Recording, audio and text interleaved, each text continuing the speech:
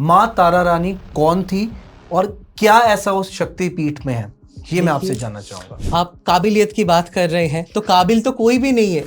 यहाँ तक कि कहा गया है ब्रह्मा विष्णु महेश भी जी। अगर वर्णन करने लगे तो खत्म नहीं होंगे। कैसे पता लगाया जा सकता है कि ये माँ तारा रानी है? कटी हुई मछली, मरी हुई मछली जिंदा हो गई। और ये कैसे हुआ, ये चमत्कार है? वो कुंड अभी तक है, उसको जीवित कुंड बोलते हैं। तो माँ का कौन सा वो अंग है वहां पे? माँ इसमें तारा एक रानी। कंट्रोवर्सी है। इंसान शव से शिव बन सकता है ज्ञान से। किन आत्माओं के लिए कौन से नियम है? महाकाल, कालों के काल महाकाल वो है ना। यहाँ हमारे घर के पास के मंदिरों में कराना, अगर हम पूजा पाठ कराएं, या माँ तारा रानी के वहां पे हम पूजा पाठ करें, क्या डिफरेंस है दोनों में? सबसे बड़ी बात यह है, वशिष्ठ जी से लेके वामाखेपा तक सिद्ध उधर आए हैं। हर 100 साल में उधर कोई सिद्ध साधक रहते हैं। ब्रह्मास्त्र क्या है, ये भी मैं आपसे जानना चाहूंगा। ब्रह्मास्त्र विद्या माँ बगला जी का विद्या है। कि ये 10 महाविद्याएं क्या है और कैसे इनको लोग अपने जीवन में उतार सकते हैं? सबसे पहली महाविद्या है माँ काली। कि क्या महादेव अनुमति देते हैं इन चीजों का इस्तेमाल करने के लिए, ये मैं आपसे जानना चाहूंगा। देखो, महादेव जी जो है वो जिंदगी मार्कंडे भगवान को दिए भी हैं, ऐसे बहुतों को दिए हैं, क्या बात है। और असुरों जैसे जब उनके वो हो गए तब लिए भी हैं। Hello everyone, welcome to our podcast. तो देखिए, आज का जो हमारा पॉडकास्ट होने वाला है बहुत ही ज्यादा स्पेशल होने वाला है। द रीजन इज कि गेस्ट हमारे बहुत ज्यादा स्पेशल हैं। देखिए, स्पेशली वो वेस्ट बंगाल से हमारे साथ आज स्टूडियो में मौजूद है। काफी हमने कोशिश करी उनसे बात करने की, उनको बुलाने की, उनका वक्त लेने की, क्योंकि देखिए ऐसे जो व्यक्ति होते हैं इनका अगर वक्त भी मिल जाए तो हमारे लिए बहुत बड़ी भाग्य की बात है। तो उनका जो नाम है वो मैं आपको बताना चाहूंगा, आचार्य सौम्य जी, जो कि एक एस्ट्रोलॉजर, न्यूमरोलॉजिस्ट, वास्तु स्पेशलिस्ट, और काफी ऐसी खूबियां हैं उनकी जो हम इस पॉडकास्ट के जरिए डिस्कस करेंगे। तो आज जिस शक्ति के बारे में हम बात करने वाले हैं उनसे, आज हम बात करेंगे माँ तारा देवी की। आज हम बात करेंगे उस ऐसे शक्तिपीठ की कि जहां पर लोगों की जिंदगियां भी बदल जाती हैं। तो आज हम बात करने वाले हैं माँ के बारे में, और ये पॉडकास्ट स्पेशली उन लोगों के लिए होने वाला है जो इन सब चीजों में रुचि रखते हैं और अपने जीवन को बदलना चाहते हैं। सो बिना किसी देरी के इस पॉडकास्ट को स्टार्ट करते हैं। राधे राधे।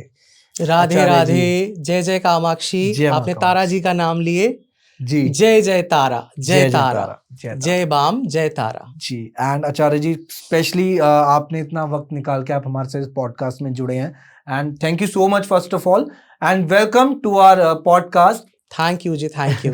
सब माँ ने संजोग कर दिया, माता रानी का कृपा है जी। एब्सोल्युटली। एंड एक चीज मैं ऑडियंस को बताना चाहूंगा, जस्ट ये पॉडकास्ट कह लीजिए प्लान काफी टाइम से था, लेकिन इंस्टेंटली सब कुछ तैयार हो गया, शायद माँ की ही कृपा है उसके पीछे। सो जैसा कि पॉडकास्ट में इंट्रोडक्शन मैंने कहा कि आज हम बात करेंगे उस ऐसे शक्तिपीठ के बारे में, हाँ जी, कि जिनके बारे में लोगों को जानना चाहिए और उनकी शक्तियों से लोगों को हमें परिचित कराना है अपनी वाणी के थ्रू। मैं उस काबिल नहीं हूं, लेकिन आप कुछ बता पाए तो डेफिनेटली मजा आ जाएगा। तो मैं आपसे ये जरूर पूछना चाहूंगा कि पहले तो ये बताइए कि माँ तारा रानी कौन थी और क्या ऐसा उस शक्तिपीठ में है, ये मैं आपसे जानना चाहूंगा। आप काबिलियत की बात कर रहे हैं तो काबिल तो कोई भी नहीं है। यहाँ तक कि कहा गया है ब्रह्मा विष्णु महेश भी अगर वर्णन करने लगे तो खत्म नहीं होंगे। पर फिर भी माँ को प्रणाम करके शुरू करते हैं। बिल्कुल। माँ तारा द्वितीय महाविद्या है। मूलतः माँ का पालन का शक्ति है वो। माँ एक ही साथ उग्र भी है और माँ करुणामयी भी है। हम आपको थोड़ा सा समुद्र मंथन के तरफ ले जाना चाहते हैं। ठीक है। समुद्र मंथन में जैसे वासुकी नाग के जो रस्सी बना के मंदार पर्वत को बीच में रखे देव और दानव असुर ने मंथन किया था, सबसे पहले क्या निकला था? कालकुट विष। ठीक है। और हलाहल विष को ग्रहण किए थे हमारे नीलकंठ जी महादेव ने। तो महादेव ने जो ये विष ग्रहण किया, इसके बाद क्या हुआ? तो माँ आद्या शक्ति जननी तारा ने शिवजी को अपने शिशु के तरह अपने गोदी में सुला के अपने स्तन से दूध पान कराई। तो यह जो चीज है ये शिला रूप में तारापीठ बीरभूम में है, जो शक्तिपीठ शक्तिपीठ है। जहां ब्रह्मा जी का मानस पुत्र वशिष्ठ जी ने साधन किए और उसको सिद्ध किए, और माँ से यह वरदान लिया है कि जो भी तारापीठ में 3 लाख बार माँ का मंत्र जाप करेंगे उनको सिद्धि प्राप्त होगा। 3 lakh times? 3 lakh times. Okay, got it. बहुत ही बड़ा नंबर है देखा जाए तो ये। मतलब हम सोच के भी देखिए, नाम जब तो पता ही आपको कितना वैल्यू रखता है। हाँ जी। लेकिन ठीक है। अब तो आचार्य जी एक चीज बताइए, माँ तारा रानी की हम बात अगर कर रहे हैं, उस शक्तिपीठ की पहचान कैसे है? कैसे पता लगाया जा सकता है कि ये माँ तारा रानी है? क्या वो रीजन है? बिल्कुल। सबसे पहले ये पुराण में एक वर्णना आते हैं। एक बणिक जी थे जो व्यापार करते थे। तब के ज़माने में नाव के साथ वाणिज्य होता था, व्यापार होता था। तो उनका जो पुत्र था वो बीमार पड़ गए, फिर उधर ही वो रुक गए, और जो लोग थे उनके नाव में उन्होंने एक मछली को पकड़ा, उसको काटा, फिर वो एक जीवित कुंड है उस पे सफाई के लिए ले गए, पर वो मछली जिंदा हो गई। कटी हुई मछली, मरी हुई मछली जिंदा हो गई। और ये कैसे हुआ? ये चमत्कार है। वो कुंड अभी तक है, उसको जीवित कुंड बोलते हैं। तो राजा जी का जो बेटा थे वो बीमार पड़ के वो भी खत्म हो चुके थे, उनको भी नहलाया गया और वो भी जीवित हो गए। और माँ ने आदेश किया, इधर मेरी एक चीज़ है, अंग है, तो आप इधर हमारे लिए मंदिर बनाइए। और तारापीठ का जो मौजा है उसको चंडीपुर बोलते हैं। Okay okay. हाँ, चंडीपुर बोलते हैं, अभी भी उसका नाम चंडीपुर है जी। फिर उस जगह को अभी विश्व प्रसिद्ध है। वो देखिए, वो जगह पूरा शमशान के ऊपर है, जितने भी हवन हो रहे हैं, पूजा हो रहे हैं, सब कुछ हो रहे हैं, वो पूरा शमशान के ऊपर है। और वशिष्ठ जी ने कृपा लिए हैं सबसे, माँ से, कि साधना करने से बहुत कम में माँ कृपा कर देंगी बच्चों को। क्या बात है। तो माँ का कौन सा अंग वहां पर है कि जिसकी वजह से शक्तिपीठ माना जाता है? देखिए, हमें तो इतना पता है कि 51 शक्तिपीठ है कुल हमारे देश में, कुछ लेकिन ऐसे शक्तिपीठ हैं जो आउट ऑफ इंडिया भी हैं। Is that right? हाँ जी, राइट। ठीक है। तो माँ का कौन सा वो अंग है वहां पे? इसमें एक कंट्रोवर्सी है। ओके। किसी किसी तंत्र के अनुसार माँ का जो मन है वो है, किसी किसी तंत्र के अनुसार माँ का जो नयन है, तारा है, वो है। उसीलिए माँ का नाम तारा पड़ गया। माँ तारा रानी, ठीक है ना जी, तारा पड़ गया, उसीलिए माँ का नाम। ठीक है, ठीक है। तो ये तो चलिए बात होगी माँ के अंग की, और जो कंट्रोवर्सी है, ठीक है, सबकी अपनी अपनी मान्यता है, लेकिन जहां शक्तिपीठ है वहां पे तो माँ का आशीर्वाद आपको मिल ही जाएगा। बिल्कुल। बस आपको जस्ट जाना है और जो आपके दिल में इच्छा लेके जा रहे हैं जरूर वहां पूरी मिल बिल्कुल। एक चीज मैं आपसे जानना चाहूंगा, अभी आपने बात करी वहां पे शमशान की, कह लीजिए, भूमि है, पूजाएं होती हैं, तंत्र विद्याएं होती हैं। हाँ जी। तो ये कौन सी तंत्र विद्याएं आप बताना चाह रहे हैं, ये मैं आपसे जानना चाहूंगा। देखिए, तंत्र का बहुत सारा भाग है जी, बहुत सारा भाग है। ऐसे अगर देखा जाए, वामाचार है, मिश्राचार है, दक्षिणाचार है। ओके। वामाचार यानी कि थोड़ा उग्र है, जिसमें प्रत्यक्ष पंचमकार का इस्तेमाल होता है। मिश्राचार मिश्र है, नाम से ही लग रहा है, जो कि दक्षिण और वाम के मध्य में है, और दक्षिणाचार जो सात्विक है। ठीक है। पर माँ इधर जो सेवन करती हैं वो वामाचार और वामाचारी ज्यादा होते हैं। ओके, ठीक है। क्योंकि उधर रॉ एनर्जी ज्यादा है और भक्तों को भी बहुत जल्दी वो एनर्जी फील हो जाती है माँ के दर्शन मात्र से ही। क्या बात है। हाँ। और माँ तारा रानी का जो ये शक्तिपीठ है, ये पश्चिम बंगाल में है। हाँ जी। अभी ऑफ द कैमरा मेरी जब आपसे बात हुई थी, आपने मेरे को एक चीज बताई थी कि उस शक्तिपीठ का जो महत्व है वो इसलिए ज्यादा है क्योंकि वहां पे नियर बाय और भी शक्तिपीठ है। हाँ जी। कुछ बताना चाहेंगे इसके बारे में? हाँ बिल्कुल। वहां से बहुत पास में नलहटेश्वरी है, वहां सती जी का नली का जो कंठ का नली है वो है। उसके पास फुल्लरा है, उधर माँ का ओष्ट्र भाग है, यानी कि आपके होठ हो गए। फिर कंकाली तला है, जहां माँ का स्केलेटन है, जो बोलपुर रविंद्रनाथ टैगोर का जो शांति निकेतन है उससे बहुत पास है, और ये पूरा ही बीरभूम में है। और नंदिकेश्वर है, जिसको हम लोग जानते हैं, वो भी वहां से बहुत पास है। क्या बात है। ठीक है। देखिए, एक कहीं ना कहीं जितना हम लोगों ने सुना है कहा जाता है कि बंगाल का जो काला जादू है वो भी बहुत ज्यादा प्रसिद्ध है। अगर हम बात कर रहे हैं काला जादू की, देखिए हम माँ काली को भी मानते हैं, राइट। हम वहां पे जो शक्तियां हैं शायद उन्हीं में इतनी पावर है कि वहां से लोग चीजों को फुलफिल कर लेते हैं, हासिल कर लेते हैं। लेकिन आज की डेट में वो लोग तरीका जो हो गया वो बहुत गलत हो गया है। आपकी क्या धारणा है, क्या विचार है आपका इस पर? देखिए, बहुत बारी हमें भी सुनने को मिलता है बंगाल से है तो काला जादू हो जाएगा, पर ऐसा कुछ नहीं है, ये मिथ है। यही मैं जानना चाह रहा था। ये मिथ है। ठीक है। ऐसा है, षटकर्म जो आते हैं, मारण, उचाटन, वशीकरण, स्तंभन, सम्मोहन, इसमें क्या होता है, मान लीजिए लोगों को अधिकतर पैसे ज़्यादा मिलते हैं, बहुत बड़े बड़े लोग हैं जो बहुत जल्दी इफेक्ट चाहते हैं शत्रुओं को नाश करने के लिए। इसमें से कुछ क्या बोलूँ मैं, कुछ तांत्रिक हैं जो लोग पैसों के लिए, चंद पैसों के लिए करते हैं, कुछ विद्या, कुछ पिशाच शक्ति, कुछ डाकिनी शक्ति, ये सबको वश करती हैं और ये सब प्रैक्टिस करते हैं पैसों के लिए। ठीक है। पर यही तंत्र में सब कुछ नहीं है, इसके अलावा भी बहुत कुछ है। अगर 100 बोले तो 100 में से बस 6 ये है, तो आप लोग सोचो बाकी 96 क्या है। ये तो बस 6 है जो लोग जानते हैं, और जो लोग तंत्र को, इस वजह से वो लोग डरते भी है। और ये तो सिर्फ 96 तो हमें पता ही नहीं है, सिर्फ 6 तो 6 पता है, उसमें ऐसा है, बाकी शुद्ध है, जिसमें एक इंसान शिवत्व को प्राप्त कर सकता है। समझाइए थोड़ा सा ये। ऐसा है, जैसे कि मान लीजिए शिव काली जी के नीचे हैं जी, सभी कोई देखते हैं कि शिव जी के ऊपर माँ काली ने पैर रख के खड़ा हो गए। जी बिल्कुल सही। फिर ये पौराणिक कहानी भी है जी, माँ का क्रोध शांत करने के लिए ये सब हुआ था। हाँ। पर इसका और भी एक तात्पर्य है, अर्थ है, वो ऐसा है, साधक खुद ही शिव बन सकता है। जब तक ज्ञान नहीं है, वो अष्टपाश के अंदर बद्ध है, जब तक वो अपने ही को काम, क्रोध, लोभ, मोह, मत्सर्य में, षड्रिपु में ग्रसित कर रहे हैं, ईर्ष्या का भावना रखते हैं, तब तक वो क्या है, शव है, ज्ञान नहीं है। जब ज्ञान प्राप्त हो गया, उसको बुद्धत्व प्राप्त हो गया, वो बुद्ध बन गए। बुद्ध यानी कि ज्ञान, मोक्ष। ओके, ठीक है। तब वो शिव बन गए, तब माँ आई उसके ऊपर। ओके ओके ओके, ठीक है।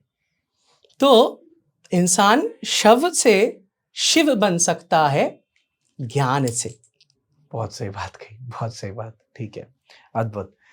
एक चीज मेरे को बताइए, अभी चलिए काला जादू के बारे में बात हो रही है। देखिए क्या होता है, अगर हम लोग पूजा पाठ करते हैं अपने घर में प्रॉस्पेरिटी के लिए, खुशहाली के लिए, एक अच्छी लाइफ के लिए, हर एक इंसान की इच्छा होती है, अगर हम उस स्थान पे जाके पूजा करवाएं या उस स्थान पे जाके कुछ ऐसा कराएं कि जिससे हमारी लाइफ बेटर हो सके काफी साधकों के द्वारा, हाँ जी, तो क्या वो फर्क देखने को मिलेगा यहाँ हमारे घर के पास के मंदिरों में कराना, अगर हम पूजा पाठ कराएं, या माँ तारा रानी के वहां पे हम पूजा पाठ करें? क्या डिफरेंस है दोनों में?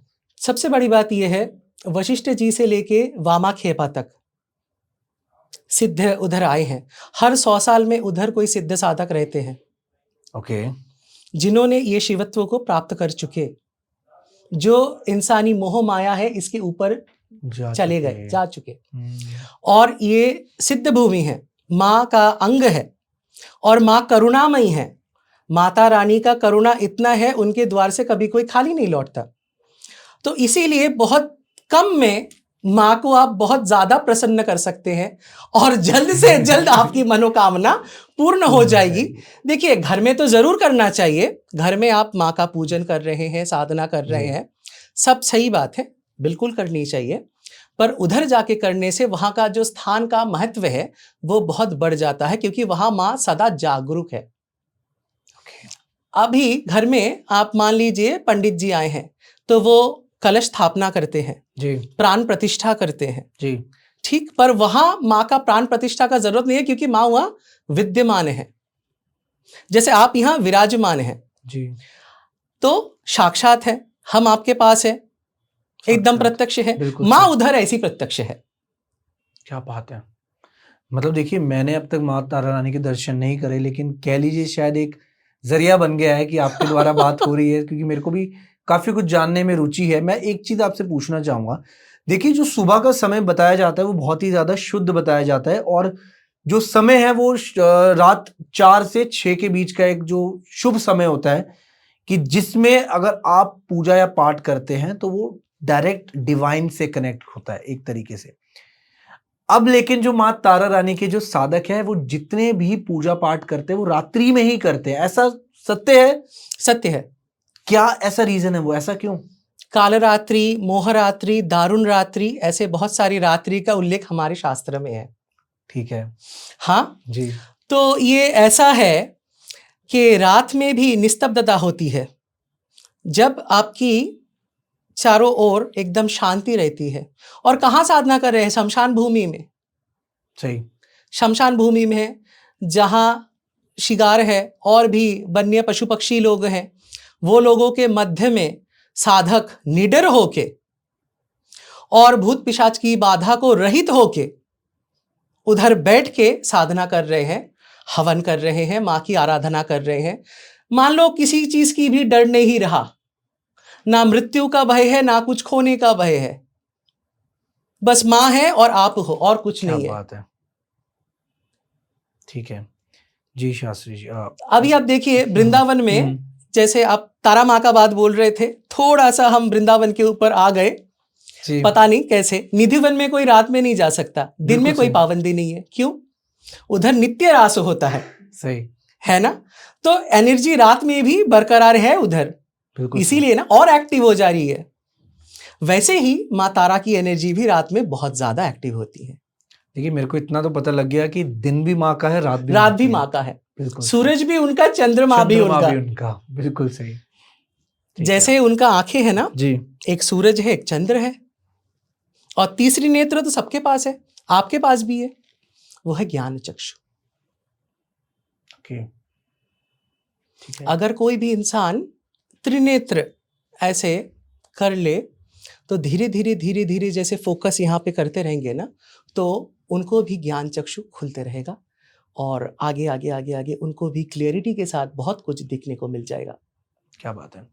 आचार्य जी एक चीज मेरे को बताइए, कहा जाता है कि जो माँ तारा रानी के भक्त होते हैं वो कह लीजिए माँ उनकी ना परीक्षा बहुत जल्दी ले लेती है। क्या वो ऐसी परीक्षा होती है, और अगर वो परीक्षा में सफल हो जाते हैं तो क्या उसके रिजल्ट्स होते हैं? देखिए, जो जितना दयालु है वो इतना कठोर भी है। 6 दिन का कार्तिक जी थे जिनको भगवान ने युद्ध के लिए प्रिपेयर किए। 6 दिन के? हाँ, 6 दिन के कार्तिक भगवान थे। असुर को मारने के लिए प्रिपेयर किए। तो माँ बच्चों के लिए इतना ज्यादा करुणामयी है। माँ सुन रही है ना, तभी तो परीक्षा ले रही है। ये भी तो सोचिए, परीक्षा तो माँ ले रही है जी, पर परीक्षा आ रही है मतलब क्या? माँ एक्टिव है। ठीक है। मान लो माँ ने आपको एक थप्पड़ लगा दिया, पर माँ का कृपा तो मिल गया आपको, स्पर्श तो मिल गया। स्पर्श तो मिल गया। बिल्कुल सही। तो जितना आगे आगे आप जाते रहोगे आपके साधना में, उतनी ही परीक्षा बढ़ती रहेगी। अभी थोड़ा सा मैं बामा खेपा के ऊपर बोलना चाहूंगा जी। तो उधर ऐसा है तारापीठ में, पहले बामा खेपा का भोग लगता है, फिर माँ तारा का, क्योंकि वो माँ का पुत्र है। ठीक है। तो एक बार ऐसा हो गया, मंदिर में वो गए, माँ तारा ने स्वयं उन्हें कहा कि बेटा तू मुझसे पहले खा ले, तुझे भूख लगी है। तो उन्होंने कहा नहीं माँ आप खाओ। तो बोला माँ कैसे खा सकती है जब तक बेटा ना खाए, वो तो माँ है, ये सत्य है। तो क्या हुआ, वो खाने लगे, पर पंडे लोग देखे, पुजारी देखे, तो उनको ये बात हजम नहीं हुई। इसने कैसे खा लिया माँ ने माँ से पहले। हाँ। तो इनको बहुत पीटे, ये लोग बहुत पीटे। तो उन्होंने बहुत दुखी होकर बोला माँ तुम मुझे हमेशा कुछ ना कुछ कराते रहती हो, इतना मार खाना पड़ा, मैं चल भी नहीं सक रहा हूं, मैं तारापीठ छोड़ के चला जाऊंगा, मैं इधर रहूंगा ही नहीं। बहुत दुखी हो गए, बहुत दुखी हो गए। तो उसी रात रानी भवानी, एक मौजा है नाटोर बोल के, उधर के रानी भवानी को माँ ने आदेश दिया कि देखो ये जाना पाए, और मैं तभी तुम्हारे मंदिर में और रुकूंगी जब मेरे भोग से पहले मेरे बच्चे का भोग लगेगा। क्या बात है। और तब से आज तक बामा खेपा का सबसे पहले भोग होता है। और बामा खेपा के पास 4 कुत्ते थे। ओके।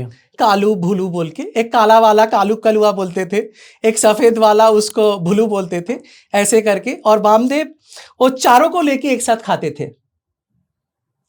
देखो उनकी कॉन्शियसनेस ऐसे लेवल पे चला गया है जहां जीव जगत और इंसान एक हो गए, बराबर समझते हैं।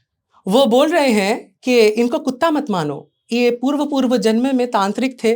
उन्होंने, जैसे आप बोल रहे थे ना, षटकर्म आदि कुछ कर्म किए हैं, तो माँ का शाप लगा है बोल के कुत्ते का योनि में आ गए। तो अभी माँ का प्रसाद पाएंगे तो इनका भी उद्धार हो जाएगा। क्या बात है, बहुत सही।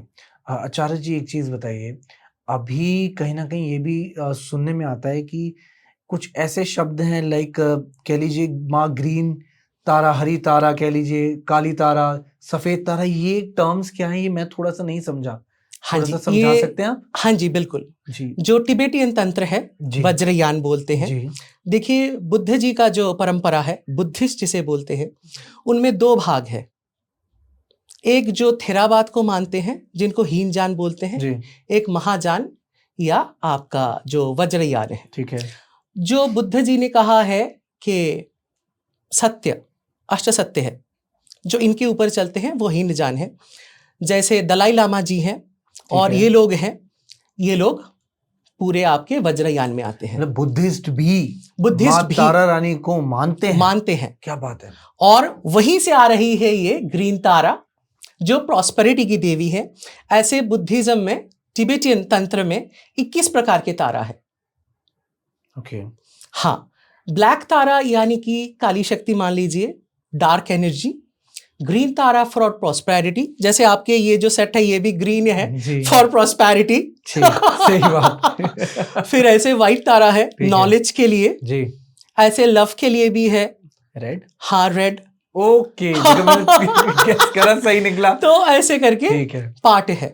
क्या बात है, मतलब हर कलर का अपना अपना महत्व है। हर कलर का उनका महत्व है। ठीक है। हमारे इधर सनातन धर्म में 8 प्रकार के हैं। ओके। एक जटा, उग्र तारा, महुग्र तारा, वज्र तारा, चामुंडा, फिर आपका भद्रकाली, फिर नील सरस्वती। बच्चे जो लोग पढ़ाई में बहुत वीक हैं, अभी देखो मैं आपको एक राज की बात बता दे रहा हूं।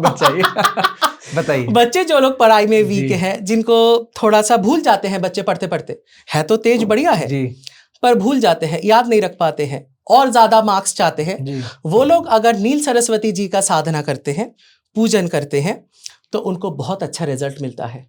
क्या बात है। बस नाम जप करना है उनके बारे में, नाम जप करना है, उनका एक फोटो रख के दिया बाती कर दे। ठीक है। और बच्चे हैं तो माँ के बस प्रार्थना करें तो बहुत उनको लाभ मिलेगा। नील सरस्वती। एग्जाम्स आ रहे हैं, they have to be prepare, तो कर लेना थोड़ी सी साधना, पूजा पाठ कर लेना बहुत जरूरी है, जो कि आज की डेट में हर मनुष्य के लिए। ठीक है आचार्य जी, बहुत खूब। देखिए एक अभी आपने नाम लिया, माँ भद्रकाली, माँ उग्र। देखिए क्या बात इतनी तो समझ आ गई कि अगर माँ उग्र भी है तो कहीं ना कहीं माँ सौम्य भी है, चंचल भी है। तो ये जो दोनों पर्सनालिटी है, ये एक इंसान के जीवन को कैसे प्रभावित करती है? बिल्कुल, देखिए ये तो हमारी आपकी जो माता है या है, हम में भी होते हैं। कभी हम लोग किसी चीज के ऊपर बहुत ज्यादा क्रोधित हो जाते हैं। मान लो कोई किसी के ऊपर हिंसा कर रहे हैं जी, तो उसके प्रोटेक्शन के लिए, मान लो कोई हादसा हो रहा है, कोई स्त्री के ऊपर आपके सामने कुछ अहित हो रहा है, आप रोकने जाओगे तो आप क्रोधित हो गए, तो आप उसको प्रोटेक्शन के लिए हुए ना, राइट। तो माँ इतना ज्यादा क्रोधित या उग्र बच्चों की प्रोटेक्शन के लिए है। बिल्कुल सही। देखिए मैं आपको एक रियल लाइफ एग्जांपल बताता हूँ। माँ का जो रोल है ना एक बच्चे की लाइफ में, बहुत ही ज्यादा इंपॉर्टेंट है। माँ देखती नहीं है कि कौन है उसके सामने, चाहे उससे बड़ी शक्ति भी अगर खड़ी होगी ना, माँ फिर भी अपने बच्चे की प्रोटेक्शन में खड़ी रही है, बिना निडर होके। ये रामायण में हुआ है। माँ तारा जी रावण के रथ में थे, राम जी कुछ कर नहीं पा रहे थे। अच्छा जी, जो रावण थे वो माँ तारा के रथ में थे? हाँ जी। इन्होंने पूजा करी होगी, रावण ने रावण ने बहुत माँ को प्रसन्न कर दिया, माँ ने तथास्तु कह दिया होगा। कह दिया। माँ बहुत जल्दी मान जाती है, बहुत भोली है माँ। तारा रूप में तो और भोली है वो जी। तो राम जी उनको हरा नहीं पा रहे थे। फिर जाके हनुमान जी निकुंभिला जी में जाके प्रत्यंगिरा का जो हवन था, पूजा था, मेघनाथ जी राम जी के बेटे जिसको इंद्रजीत कहा जाता था, उनमें थोड़ा सा अर्चन किए, थोड़ा सा विघ्न किए, क्योंकि वो सिद्धि है ना, जब तक वहां नहीं करेंगे तो नहीं होगा। ये सब पूर्व लिखित है। क्या बात है। ब्रह्मा जी ने ये सब किए हैं, सृष्टि में है, करना ही पड़ेगा। तो ऐसी बात है, माँ के सामने कोई भी हो, माँ अगर बच्चे का है तो बस। पर फिर राम जी ने भी माँ का सेवा किया, पूजन किया, माँ उनके ऊपर भी संतुष्ट हो गए। क्योंकि देखिए, जो अगर मान लीजिए हम कुछ बुरा करते हैं तो वो तो माँ है ना, ममता के लिए, करुणा के लिए मोह में वश होकर माँ हमें मानती रहेंगी। पर माँ जानती है क्या गलत है क्या सही है जी। पर जैसे ही और कोई बच्चा सही कर रहा है तो माँ बोलेगा देखो बच्चा वो सही है, तुम गलत कर रहे हो। माँ इनके लिए फटकारती है, डांटती है, तो वो भी तो माँ है। ठीक है। कब तक अत्याचार सहेंगी वो?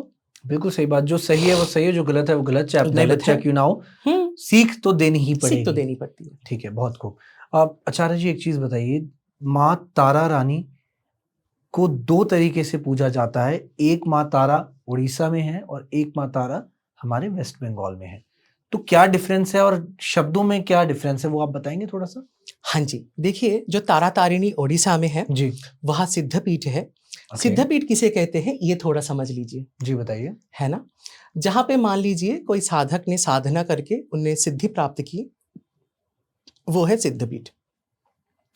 और जहाँ माँ का अंग है और जहाँ वशिष्ठ जी के अमल से, यानी कि मान लो सतयुग से साधना होते आ रही है, सिद्धि मिलती रही है, वो भी सिद्धपीठ है। तो तारापीठ जो बंगाल में है, बीरभूम में है, यहाँ से दोनों तरीके से ये सिद्ध भी है और माँ का वो भी अंश भी है जी, है ना? जी। पर तारा तारिणी जो है वो भी माँ है, तो उधर सिद्धपीठ है। ठीक है, ठीक है। अभी आप बात कर रहे थे, हम रामायण के बारे में बात करी, माँ की शक्तियों के बारे में बात करी। ऑफ द कैमरा जब हम डिस्कस कर रहे थे, एक शब्द आया था ब्रह्मास्त्र। देखिए, माँ की शक्तियों के बारे में अगर बात करें, कौन कौन सी ऐसी वो शक्तियां हैं और ये ब्रह्मास्त्र क्या है, ये भी मैं आपसे जानना चाहूंगा। ब्रह्मास्त्र विद्या, ओके। ब्रह्मास्त्र विद्या माँ बगला जी का विद्या है। माँ बगलामुखी की बात, माँ बगलामुखी की बात कर रहे हैं। जैसे आपके नलखेड़ा में है, दातिया में है जी, और हिमाचल में है जी, तो माँ की ही बात कर रहे हैं, पीताम्बरी माँ। क्या बात है, वो भी बहुत प्यारी है। और अगर आप 2026 में उनकी साधना और माँ तारा का साधना करेंगे तो आपके जितने भी ग्रहों का स्थिति है सब ठीक हो जाएगा, क्योंकि बृहस्पति बलवान हो रहा है। तो थोड़ा थोड़ा ज्योतिष आ जाता है, क्या करूं। आप एस्ट्रोलॉजर भी तो है। तो बात ऐसा है, बृहस्पति जी, गुरु जी, उनके इष्ट है माँ तारा। क्या बात है। हाँ, जुपिटर प्लैनेट की बात कर रहे हैं ना, उनकी जो देवी है वो तारा है। बिल्कुल सही। तो अगर किसी के बृहस्पति में थोड़ा सा डाउन है, कुछ है, वो जरूर माँ तारा का साधना करे और माँ के दर्शन करे, उनका बृहस्पति बलवान हो जाएगा। ठीक है। और मंगल जिनका वीक है, ठीक है, वो माँ बगलामुखी का साधना करे, बिल्कुल माँ पीताम्बरा का साधना करे, वो वहां से बिल्कुल बलवान हो जाएगा। ठीक है। अभी ब्रह्मास्त्र विद्या में माँ बगलामुखी का अगर साधना करेंगे तो उनके मंत्र सिद्धि से ब्रह्मास्त्र विद्या की सिद्धि मिलती है।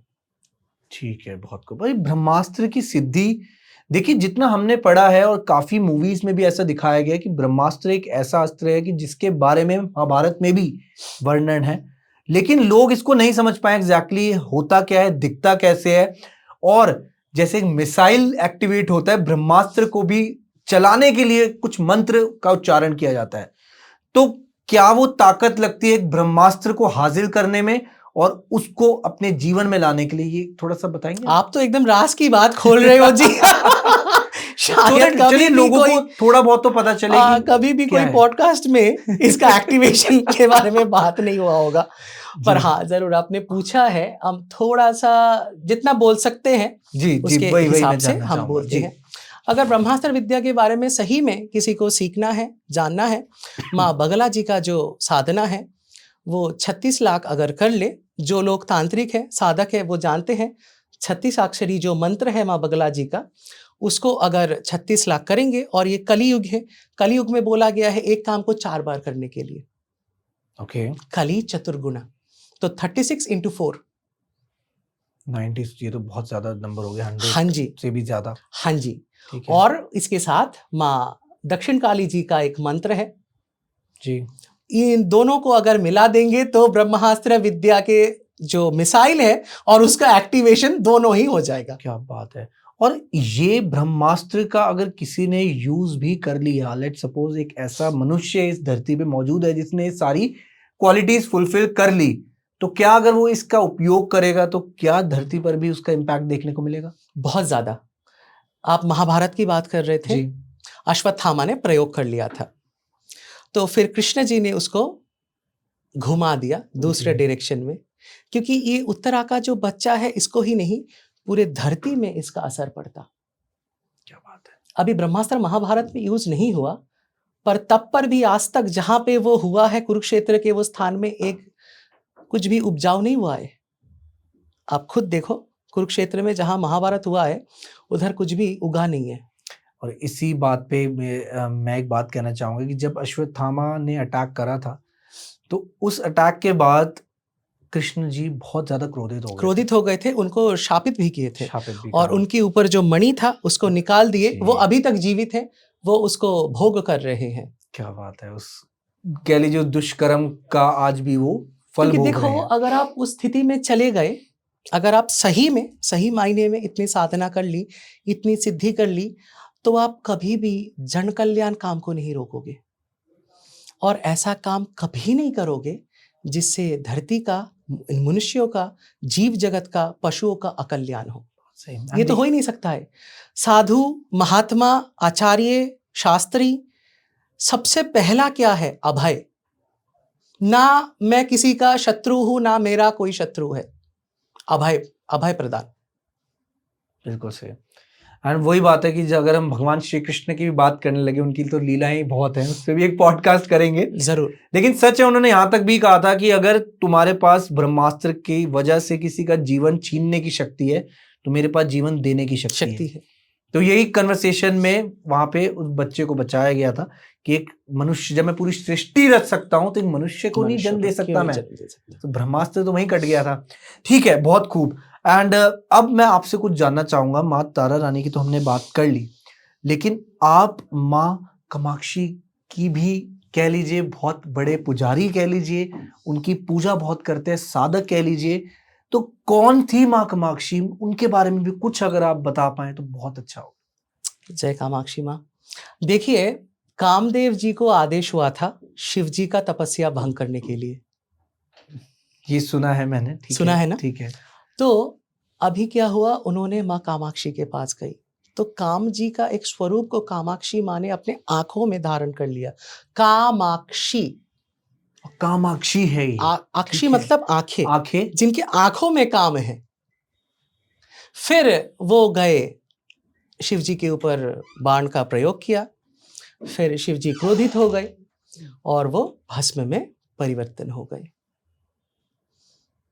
उसके बाद क्या हुआ, माँ कामाक्षी, माँ कामाख्या एक ही है, ये कोई अलग नहीं है। मैं एक बहुत बड़ा भेद खोल रहा हूं। ये माँ त्रिपुरा सुंदरी है। ये जो माँ राजराजेश्वरी महा त्रिपुरा सुंदरी है, ये सभी विद्याओं के, महाविद्याओं के जननी है।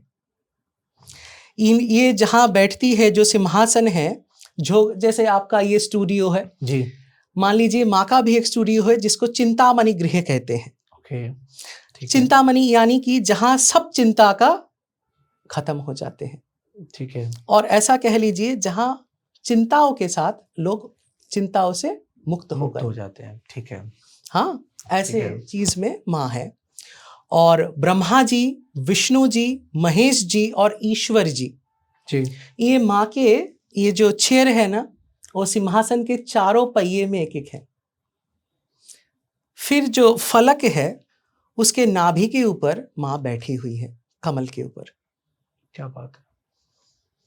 ब्रह्म का जो निराकार रूप है, वो सबसे पहले जो मैनिफेस्ट हो रही है वो है माँ कामाक्षी, वही माँ कामाख्या है। ये चीज मेरे को आज पता चली। और आपको और भी एक रोचक चीज बोलते हैं। जी बताइए। कांची में माँ का धाम है, माँ का स्थान है जी, जहाँ कापालिक लोग पूजा करते थे। तो वहाँ बहुत ज़्यादा गर्मी हो गई थी, बहुत समय से, बहुत सालों से बारिश नहीं हुआ था। ओके, ठीक है। आदि गुरु भगवत पाद शंकराचार्य जी उधर पहुंचे जी। और उन्होंने कापालिकों के साथ शास्त्रार्थ किए, उनको उसमें पराजित किए और माँ को बोला, माँ अभी मैं आपको दक्षिणाचार से, सौम्य भाव से, सात्विक आचार से माँ आपका पूजा करता हूँ। आप यह जो मेरे उपाय स्थित विधि है, आप इसको ग्रहण करें। ठीक है। क्षमा अपराध स्तोत्र भी उन्होंने लिखा है कि माँ मैं आपके आचार को परिवर्तन करके मेरा हिसाब से, मेरा यानी कि मैं जगत गुरु आदि भगवत पाद शंकराचार्य जी की बात कर रहा हूँ, जो आचार या पूजा का विधि स्थापन किया हूँ, माँ आप उसी में ग्रहण करें। जी, ठीक है। तो वशिन्यादि अष्टवाग देवता है, अष्टवाग देव है, जो माँ का जो श्री चक्र है, आजकल बहुत लोग श्री विद्या, श्री चक्र, श्री यंत्र के ऊपर बात करते हैं। जी जी जी। तो वो माँ के एकदम सामने है, जिसमें 8, या आप उसी स्टूडियो की बात करें, चिंतामणि, हाँ जो आपने बताया, चिंतामणि जो माँ के सामने है, ऐसे 8 गुप्त योगिनियां, क्या बात है। माँ डिवाइन फेमिनिस्ट है, यहाँ तक कि उनके आवरण पूजा में भी एक पुरुष नहीं है, कोई देव नहीं है, सारी नारियां। मान लीजिए ऐसा है, माँ की मंत्रिणी है माँ वाराही, हाँ, माँ की सेनापति है माँ दंडिनी या वाराही, माँ की मंत्रिणी है माँ राजमातंगी। ठीक है, ठीक है आचार्य जी, ये तो बहुत ही सुंदर बात जो आज पता लगी आपके द्वारा। अभी मान लीजिए आप अगर कुछ नया करने जा रहे हो, जी जी, मान लो कोई शादी करने जा रहा है, नया कारोबार करने जा रहा है, कुछ करने जा रहा है, तो वो श्री यंत्र का पूजा कर सकते हैं, गृह प्रवेश में भी कर सकते हैं, ताकि उनकी जिंदगी में समृद्धि बढ़े, सुख शांति समृद्धि बढ़े, इसके लिए प्रॉस्पेरिटी के लिए, आनंद के लिए। क्या बात है, ठीक है। तो वो श्री यंत्र का पूजा करने से बहुत लाभ मिलेगा उनको। और श्री यंत्र का आपका क्या मतलब है, वो मैं जानना चाहूंगा। सिर्फ आप मंत्रों की बात कर रहे हैं? नहीं जी, ये एक पूरा यंत्र है, ज्योमेट्री है। ओके, ठीक है। जिसको बोल सकते हो श्रीपुर, जिसके अंदर माँ ललिता रहती हैं। और किसी को वो चीज ये चाहिए, वो यंत्र कैसे वो उसको हासिल करेगा? हाँ जी, देखिए वो स्वर्ण का बन सकता है, स्वर्ण यानी कि गोल्ड, गोल्ड का, ठीक है। चांदी, सिल्वर, रूबी, मरगज, पन्ना, मरकत जिसको बोलते हैं, नहीं तो आपका वो पंचलोहा, उसमें भी मिलता है। ठीक है। जैसे आपका आता है ना पंचलोहा, यानी कि आपका गोल्ड, सिल्वर, ब्रास, कॉपर सब मिलाकर एक धातु में मिल सकता है, पर उसको एक्टिवेशन करना पड़ता है, और वो मंत्रों के द्वारा होता है। मंत्रों के द्वारा होता है। ठीक है, ठीक है, ये मैं जानना चाह रहा हूँ। और आपके शरीर में भी श्री यंत्र है, वो साधना के द्वारा एक्टिव होते हैं। क्या बात कर रहे हैं? जैसे मूलाधार से लेके सहस्रार तक जो चक्र है जी, और आपका पूरा शरीर ही श्री यंत्र है, पर साधना के माध्यम से और पढ़ाई भी करनी पड़ती है, तब आपको पता लगेगा। आचार्य जी, लोग आज की डेट में, जैसे अभी आपने बात करी हमारे चक्रों के बारे में, चक्रास के बारे में, लोग आज की डेट में क्लेम करते हैं कि उनके पास कोई ना कोई सिद्धि है। और देखिए, सिद्धि को प्राप्त करना इतना आसान कार्य तो नहीं है, एक मनुष्य के बस की बात नहीं है, उसको सब कुछ छोड़ छाड़ के उस चीज के पीछे लगना पड़ता है, जो कि एक आसान कार्य नहीं है किसी के लिए भी। बहुत लोग पॉडकास्ट में भी कहते हैं कि मेरे पास ये सिद्धि है, मेरे पास वो सिद्धि है। ये सिद्धि क्या है और क्या ये उतना आसान है जितना लोग समझ रहे हैं? आप फंसा रहे हो कंट्रोवर्सी में। नहीं, मैं जानना चाहूंगा। देखिए, सिद्धि होती है, पर उसको धारण करने लायक भी लोग होना चाहिए। माँ काली या कोई भी दश महाविद्या या कोई भी देवी देवता का अंश भी आ जाए, तो ये जो इंसान का शरीर है वो पूर्णतः से उसके लिए तैयार नहीं है। निधिवन में अगर कोई पूरी रात रुक जाए, उसकी दृष्टि चली जाती है। सिद्धि की बात नहीं कर रहा मैं, उधर रुक जाए, दृष्टि चली जाती है, उनका शरीर 2-3 दिन में समाप्त हो जाता है। क्यों? मान लो यहाँ लाइट है ना, आपके सामने अगर 100 सूरज आ गए, आप रह पाओगे? बिल्कुल भी नहीं। हाँ, अभी कुछ शुद्ध चीजें हैं और कुछ अशुद्ध चीजें हैं। मान लीजिए आज के दिन में कोई भी भूत पिशाच का सिद्धि कर लिया, तो वो रह सकते हैं, उनकी बात अलग है। और जो दैवीय शक्ति का मैं बात कर रहा हूँ, जो दैव है वो तो बहुत बड़ी चीज है। ऐसे ही एक महात्मा जी के ऊपर थोड़ा सा बोलना चाहता हूँ।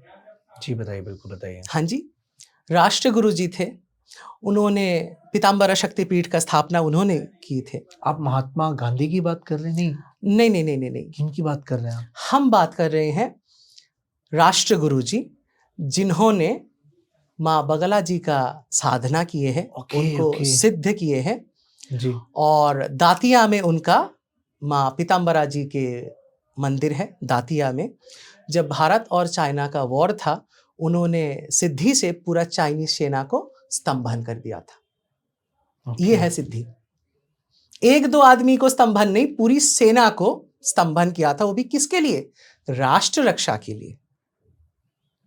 मतलब हमारे कह लीजिए पूजा में, साधना में इतनी ताकत है हम कि सेना तक को रोक सकते हैं। क्या बात है। मनसा बड़ी होना चाहिए ना जी। देश का रक्षा, पृथ्वी का रक्षा। मान लो पृथ्वी में अचानक से कुछ आ गया, आपदा, अगर वैसे कोई सिद्ध है वो रोक के बताए, रोके ना। बड़े से बड़े सिद्ध हैं, बहुत क्लेम करते हैं। तो कुछ महीने पहले प्लेन क्रैश हो गया, पहले ही बता देता, इतने जान नहीं जाते। अभी आप लोग बोलेंगे अरे ये तो प्लेन नंबर ऐसा था, न्यूमरोलॉजी में आ गया। मैं तो उसकी बात नहीं कर रहा। आप बोलोगे इनको ऐसे जाना था, अकाल मृत्यु, पर सिद्ध था तो बचा लेता। हनुमान जी तो पहाड़ उठा लाए थे, अष्ट सिद्धि 9 निधि के दाता, स्वामी थे, दाता थे। लेकिन आचार्य जी देखिए, ये तो बात सत्य है ना कि कहीं ना कहीं चीजें लिखी हुई थी। हाँ जी, कि उनका मरना तय था, तो उसके पीछे कोई भी नहीं बचा सकता। जब उनकी लिखी थी तो उनके साथ होना संभव था। देखिए कितनी करोड़ों फ्लाइट्स उड़ती हैं, वही क्यों, सोचने वाली बात है। और सबसे कम परसेंटेज रेशियो है, देखा जाए अहमदाबाद जितनी भी फ्लाइट्स के एक्सीडेंट्स होते हैं, सबसे कम चांसेस होते हैं फ्लाइट्स के एक्सीडेंट्स के।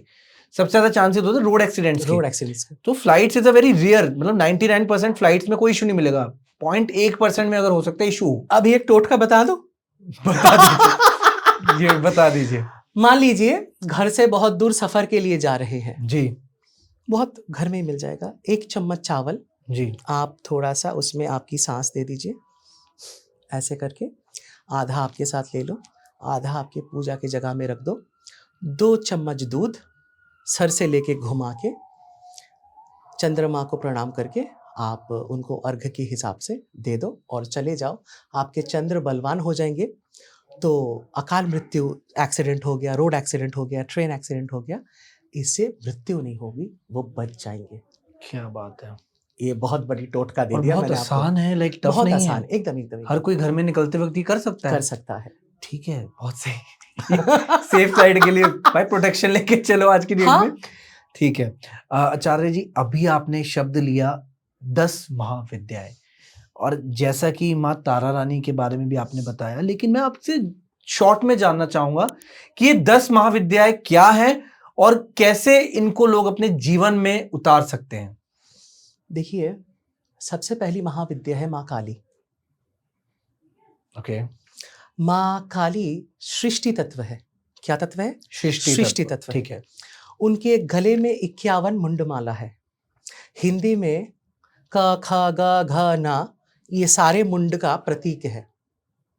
आज मैं ला नहीं पाया, वरना हर एक अक्षर एक एक देवी है। उनका मेरे पास पूरा चित्रित और उनका मंत्र है, का अक्षर के लिए, ख के लिए, गा के लिए, पूरा। तो ये क्या हो गई? विद्या। माँ तारा पालती है, पालन की शक्ति, ठीक है ना। माँ तारा द्वितीय महाविद्या है। तृतीय महाविद्या के आविर्भात हो ही रहा था, माँ त्रिपुर सुंदरी, वही माँ कामाक्षी है, वही माँ कामाख्या जी है। षोडशी जिसे कहा जाता है, तीसरी महाविद्या है। चौथी है आपकी माँ भुवनेश्वरी। माँ भुवनेश्वरी का साधना करने से आपका जो मनोवांछित फल है, मान लो मुझे ऐश्वर्य चाहिए, मुझे कुछ भी चाहिए, मेरी विश पूरी हो जाती है। हाँ, विश जल्दी। पहला कौन सा बताया आपने? पहली काली जी, महाकाली। ठीक है। माँ काली चौथी। ठीक है। और हाँ, एक चीज हम बोलना भूल गए, बताइए। आप जैसे पॉडकास्ट में हो, आप चाहते हो आपका जो रूप है ये ऐसा मेंटेन रहे सालों दर साल, तो माँ त्रिपुर सुंदरी के जो साधना है इससे बहुत ज्यादा स्किन में ग्लो बढ़ते हैं और यूथ और क्या बोलूं मैं उसको आप प्रिजर्व कर सकते हैं, ब्यूटी एनहांस होती है। अगर माँ तृतीय जो आपने बताई, माँ षोडशी यानी कि 16 साल में ही वो रहती हैं। यंग तो कितना ज्यादा आप उसमें रहोगे, ग्लो में। ठीक है, I'll follow that। बाकी माँ का तो आशीर्वाद है ही, देखिए बिल्कुल किसी भी माँ हाँ, की बहुत पूजा है करो जी। ठीक है, बताइए। फिर माँ भुवनेश्वरी जी चौथा, पांचवा है माँ त्रिपुर भैरवी। माँ त्रिपुर भैरवी गुप्त साधना, गुप्त विद्या जो है उनकी अधीश्वरी है। ठीक है। और इसके बाद आ रही है माँ चिंतपूर्णी, माँ छिन्नमस्ता। ठीक है। देखिए छिन्नमस्ता को लोग डरते हैं, पर वो क्या है ये समझना बहुत जरूरी है। साधक मूलाधार से लेके साधना कर करके यहां तक पहुंच गए अनाहत। जब मन यहां आ जाएगा फिर नीचे जाएगा। आप ग्रेजुएट कर लिए, क्या दोबारा पहली कक्षा में जाओगे? नेवर। सो उन्होंने उधर वो नीचे जाने वाला प्रोसेस ही काट दी। ओके। हाँ, इसके पीछे पौराणिक कहानी भी है जी, कि माँ को प्यास लगी थी, माँ को कुछ मिल नहीं रहा था, जया विजया भी ढूंढ के कुछ नहीं मिल रहा था, उसके बाद कामरति का भी वो आ रहा है, तो उसको विस्तृत नहीं कर रहे हैं, समय भी कम है जी बिल्कुल सही। तो ऐसा है कि माँ का फिर माँ ने उनसे अपने धर से अलग कर दिया और माँ क्या पान कर रही हैं? सुषुम्ना से ईडा नारी पिंगला नारी, जो आपके हर एक पॉइंट्स में आके ईड़ा पिंगला सुषुम्ना ज्वाइन हो रहे हैं हर एक चक्र में। ये जो कुंडली के ऊपर बहुत लोग बात करते हैं जी। तो अभी क्या है, एक तरफ जया एक तरफ विजया, माँ के ईड़ा पिंगला और मध्य में जो सुषुम्ना है, जो बीज है, जो कोर है। मान लो आप इतना सवाल पकड़ रहे हो भगवान के ऊपर, इस जन्म का नहीं है, पूर्व जन्म का जो बीज है, जो सात्विकता है उसके ऊपर है, तो वो है माँ चिंतपूर्णी। क्या बात है। ज्ञान मस्तक है माँ चिंतपूर्णी बेसिकली। हाँ, जो ज्ञान है। ठीक है, क्योंकि अगर साधक उस स्थिति में चला गया उसके नीचे वो कभी नहीं जाएगा। वो है माँ छिन्नमस्ता, माँ चिंतपूर्णी। ठीक है। उसके बाद आ रही है माँ धूमावती। अभी थोड़ी देर पहले संतान का रक्षा का बात कर रहे थे। यहाँ माँ का एक संतान असुर था, उसका वो थोड़ा सा बिगड़ गया था, तो वो थोड़ा सा इधर उधर करने लगा था, पर फिर भी माँ का संतान था, तो उसका रक्षा के लिए माँ ने महादेव को निगल लिए। किनको निगल लिए? महादेव को निगल लिए और विधवा हो गई।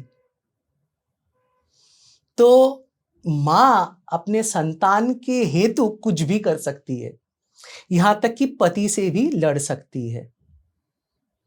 देखिए बहुत बड़ी बात है और ये सच है कि कहा जाता है, मैं बहुत बड़ा एक नॉर्मल से एग्जांपल भी मैं चलो बताऊं आपको, वही नॉर्मल सी बात है।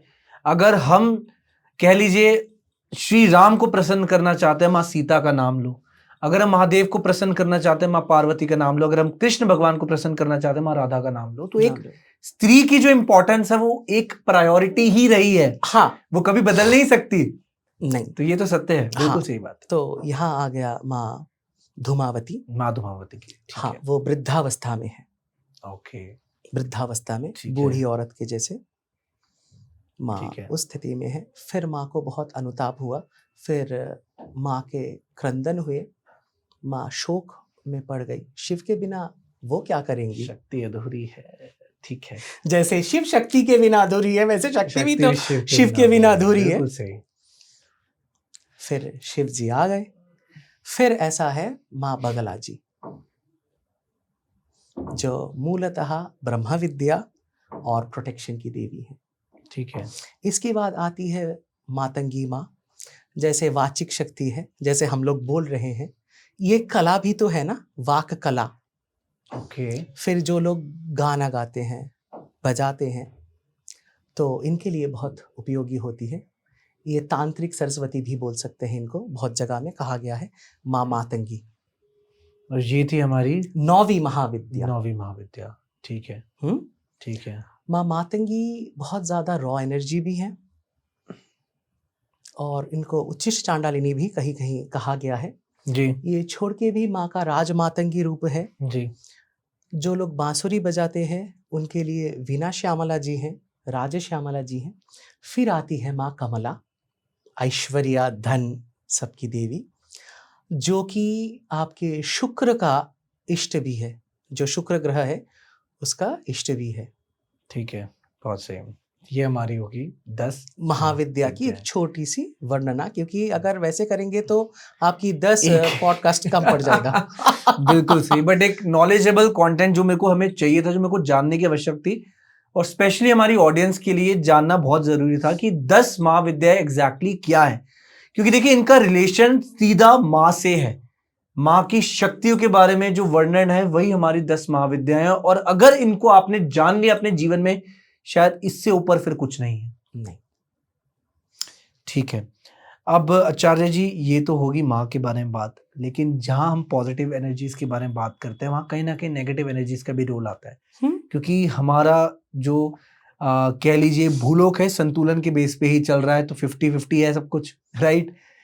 अब एक चीज मेरे को बताइए कि अगर हमने अभी बात करी माँ तारा रानी की, वहां पे जो हमने तांत्रिक विद्या के बारे में बात करी कि जाना कि कैसे वहां पे तांत्रिक विद्या के बारे में भी पूजा होती है, तंत्र विद्या होती है, कह लीजिए उनको क्या बोलते हैं हम, जो हवन होते हैं, जो स्पेशली बहुत बड़ी बड़ी प्रॉब्लम्स को सॉल्व करने के लिए करे जाते हैं। हाँ जी। लेकिन कहीं ना कहीं इसका गलत उपयोग भी तो होता होगा। जरूर होता है ना, लोग ऐसे बहुत हैं। हाँ, अधिक है, अधिक है। अच्छा, सत्य वाले लोग कम है, झूठे लोग बहुत ज्यादा है, अधिक है। और ये भी एक सत्य है जो हम बता रहे हैं। ठीक है, तो ये बताइए कि जो लोग कहते हैं कि हमारे पास ये यक्षिणी है, हमारे पास कर्ण पिशाचिनी है, इसको सिद्ध करा हुआ है हमने, पहले तो ये बताइए ये दोनों चीजें है कि, और ऐसे कैसे कोई इंसान ऐसी ताकत को सिद्ध कर सकता है जो आपकी जिंदगी के बारे में बता सकती है और आपको मन चाही चीज दे सकती है आपके जीवन में? जी बिल्कुल हो सकती है, पर सबसे पहले आपने यक्षिणियों की बात की है। सबसे पहले देखिए कुबेर जी क्या है, यक्ष है, यक्षों का राजा है। ओके। तो यक्षिणी क्या हो गई, उनकी फीमेल फॉर्म, जो भी यक्ष में है उनकी फीमेल फॉर्म है जी, यक्ष, यक्षिणी। ठीक है, तो मूलतः लोग इनका साधना करते हैं धन संपत्ति ऐश्वर्य आदि के लिए। देखिए अभी बात कर रहे थे ना कि अगर आप शुद्ध विद्या में हैं, देवी देवता के साधना कर रहे हैं, हम ऐसे वंश से आते हैं जिन्होंने 8वां जन्म तपस्या करके 8वें जन्म में उनको देवी का दर्शन हुआ, प्राप्ति हुआ। रास्ता बहुत लंबा है पर लोगों के पास समय कम है। ठीक। तो वो लोग क्या करते हैं, साधना शुरू तो कर देते हैं, फिर देखते हैं अरे इनसे तो हो नहीं रहा है, हमारे पास कुछ हो नहीं रहा, लोग नहीं आ रहे, और इनके हिसाब से बोले तो ग्राहक नहीं आ रहे। बुरा मत मानिएगा, बिल्कुल सही, बिल्कुल हाँ सही। जी। तो इनको भक्तों को ऐसे नहीं देखते हैं, वो लोग ग्राहक की तरह देखते हैं, क्लाइंट की तरह देखते हैं। ये उचित नहीं है, क्योंकि लोग आते हैं समस्या लेके। तो यक्षिणी विद्या बहुत जल्दी से सिद्ध हो जाती है, कारगर हो जाती है, 41 डेज में हो जाती है। कहाँ जन्मों जन्मों लग रहे हैं और कहाँ 41 डेज। क्या रूप होता है इनका, ये दिखते कैसे हैं? एक यक्षिणी का एक रूप है, सारे सेम नहीं है। पर अभी आपने उनके बाद कहा कर्ण पिशाचिनी के बारे में। कर्ण पिशाचिनी पिशाच है, वो पिशाच शक्ति है ना। हमारा एक मित्र था, हम उनको बहुत बार रोके थे, अभी वो जिंदा नहीं है। वो बहुत गरीब अवस्था में था, बहुत दुखी भी था। तो लाचार होके एक समय में, अधिकतर लोग लाचार होके ही एक समय में ये विद्या करते हैं जब कहीं से कुछ नहीं मिलता है। क्योंकि भगवान तो समय लेते हैं, भगवान के घर में देर है पर अंधेर नहीं है, पर उतनी देर लोग का पेशेंस नहीं है, धैर्य नहीं है ना। तो उन्होंने वो कर्ण पिशाचिनी का साधना किया, उनको सिद्धि भी मिल गई। 2 साल में आप मानोगे नहीं, जिनके पास कुछ नहीं था उनके पास 2-3 फ्लैट बन गए, गाड़ी हो गए, और उनके पास ज्योतिष में ग्राहकों की लाइन लग गई। अभी इस सिद्धि में और विद्या में ऐसा है कि वो शादी नहीं कर सकते, कवारे रहने हैं, क्योंकि पिशाचिनी उनके साथ संभोग करती है। क्या बात है, ये तो बहुत बड़ी, हाँ जी, ये बहुत लोग हैं अनएक्सपेक्टेड बात है ये, हाँ, लोग बोलते हैं पर पूरी बात नहीं बोलते, और इसीलिए बच्चे समझते हैं कि जल्दी सिद्ध हो जाते हैं 21 दिन में, 11 दिन में, तो इसको कर लेते हैं तो हमारे पास भी इतने सब कुछ हो जाएंगे, पर उसकी बात की कहानी कोई नहीं बोलता। मैंने मेरे दोस्त को बहुत बार मना किया था पर वो सुना नहीं। तो फिर ऐसा हुआ कि उनके घर वालों ने शादी के लिए तत्पर हो गए, पैसे आ रहे हैं, घर है, मकान है, कोठी बन गए, गाड़ी बन गई, है ना। फिर शादी हो गया। शादी से पहले जो माला था, जो चीज़ था, उन्होंने वो गंगा जी में विसर्जन कर दिए, जो सिद्धि की चीज़ था, जो था। पर क्या हुआ, शादी भी हो गई। शादी के लगभग 8वें दिन उनका शव बाथरूम के अंदर मिला। बाथरूम अंदर से लॉक्ड था और पूरा बॉडी खरोचा गया था, जैसे कोई पशु पक्षी। ये आप अपने दोस्त की बता रहे हैं? हाँ जी। शादी के 8वें दिन? 8वें दिन। तो मतलब वो उस शादी से पहले वो चीज कर चुका था, उसको प्राप्त कर चुका था? प्राप्त कर चुका था। तो ये लेकिन फिजिकल फॉर्म में कैसे है ये चीज, करण पिशाचनी? हाँ जी, देखिए वो लोग हमारे लेवल के बहुत पास है, स्तर होता है ना। ओके, अब मैं थोड़ा समझ रहा हूँ, ठीक है, स्तर है ना जी। तो यक्ष लोग, अप्सरा, उनमें उनकी काउंटिंग होती है, लेकिन कर्ण अप्सरा लोग, उनसे, पिशाच लोग, हाँ, वो तो ऊपर हो गए, ये नीचे हो गए, है। ये पास में है। ठीक है। तो अभी कुछ दिन पहले नदिया से और वहां से एक केस आया था मेरे पास। एक पिशाच ने किसी लड़की का संभोग करके ऐसी स्थिति में छोड़ा जिसको हॉस्पिटल में एडमिट करना पड़ा, और हॉस्पिटल वाले नहीं समझे कि कैसे क्या हो गया। ऐसा केस आया था मेरे पास अभी यहाँ से आने का लगभग 14 दिन पहले, 14-15 दिन पहले। तो तुरंत ही हमने पहुँचे थे उधर और उसका देखा कि अरे इनके ऊपर पिशाच ने ऐसा कर दिया। क्या होता है, कभी कभी माताएं बहनें जो उस स्थिति में है, बाल खुले रख के छत पे या बाहर या शमशान के आसपास चले जाते हैं और वो शक्ति उन पे हावी हो जाती है। थोड़ा सा अगर ध्यान रख ले तो नहीं हो पाएगा, क्योंकि कभी कभी हम लोग ही उनको इनविटेशन दे देते हैं। तो आचार्य जी, अपने ऑरा को स्ट्रांग रखने के लिए क्या करना चाहिए कि जिससे कि ये नकारात्मक जो शक्तियां हैं ये हम पे अटैक ना कर सकें?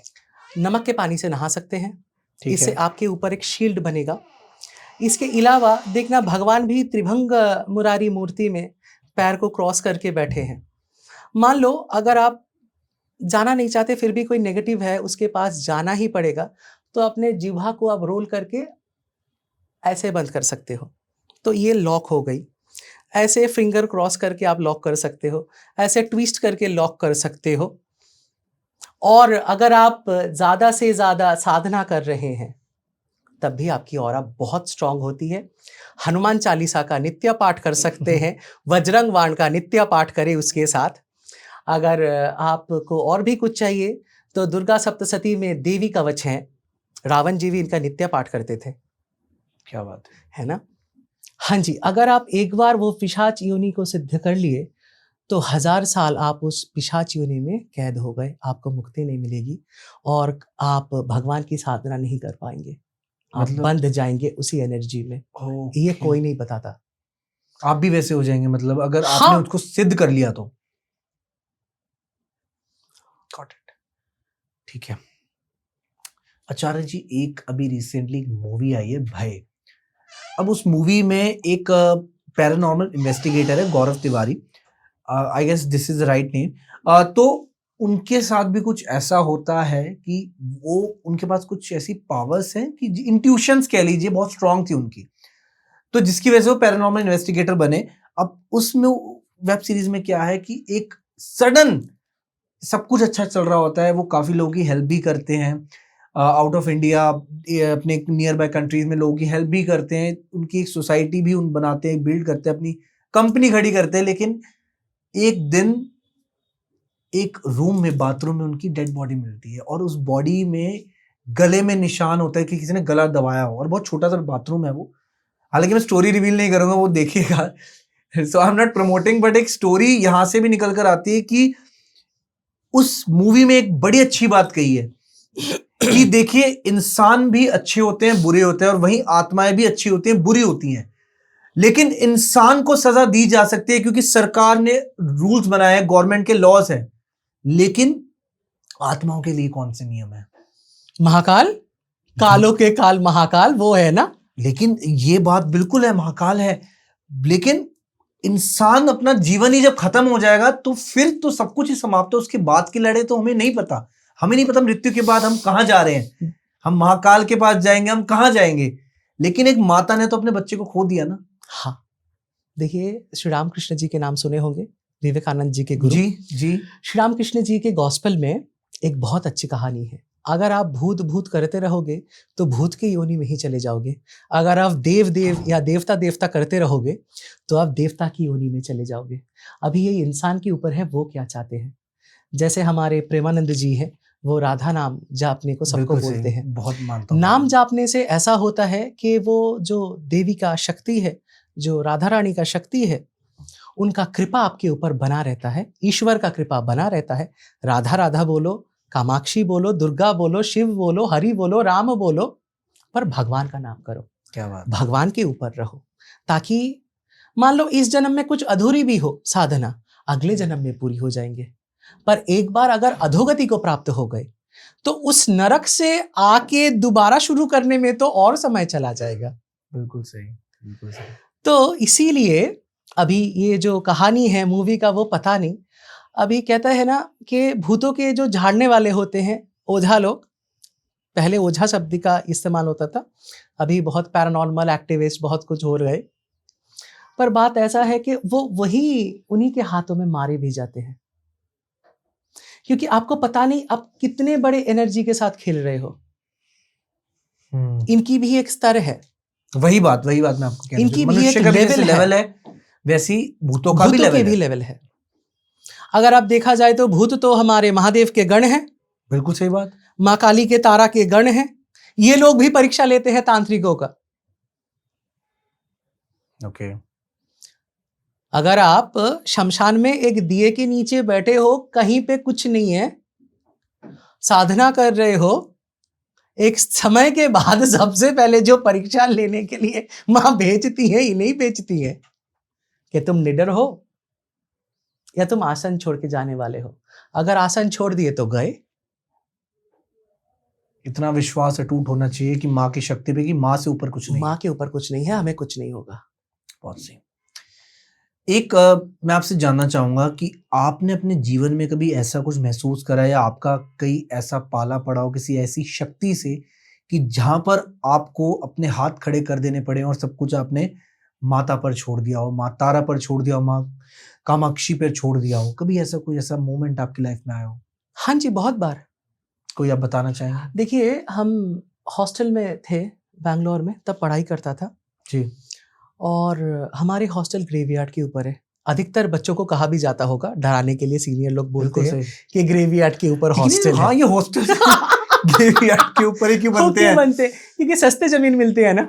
ओ my god, that is a reason. ये हो सकता है जो कि हमें नहीं पता, लेकिन अगर हम फाइनेंशियल पॉइंट ऑफ व्यू से देखें, पॉसिबिलिटी है। हाँ जी। तो हम बहुत सुबह सुबह उठते हैं, 3:30 बजे तक हमारा नहाना हो जाता है सुबह। तो ये बचपन से है। तो हॉस्टल में भी हम बाल्टी मग लेके नहाने के लिए गए बाथरूम के तरफ, क्योंकि हॉस्टल में अटैच बाथरूम नहीं होते थे तब के ज़माने में। तो मैं जाने लगा, समय की तरह देखा नहीं, तो देखा मैंने दरवाज़ा खोलते ही सीढ़ी में कोई बैठा है, ऐसे सर झुका के, ऐसे झुका होगा।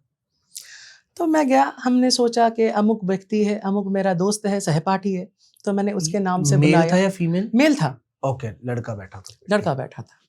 तो मैंने बोला, मैं छूने ही वाला था कि उसने ऐसे करके आंखें खोला और मैं डर गया। Oh my God. और फिर मैं अंदर आगे दरवाजा बंद करके, आपने बोला ना माँ तारा का नाम करने लग गया। हाँ, मैं करने लग गया, क्योंकि तब मुझे लगा अरे बाप रे, कुछ है। हालांकि तब भी मैं नित्य हनुमान चालीसा का पाठ करता था, अभी भी करता हूँ, देवी कवच भी पाठ करता था, अभी भी करता हूँ, दुर्गा सप्तशती का भी पाठ करता था। वो मुझे कुछ हानि नहीं पहुंचा पाया, पर उसकी आंखें देख के तब लगा कुछ है।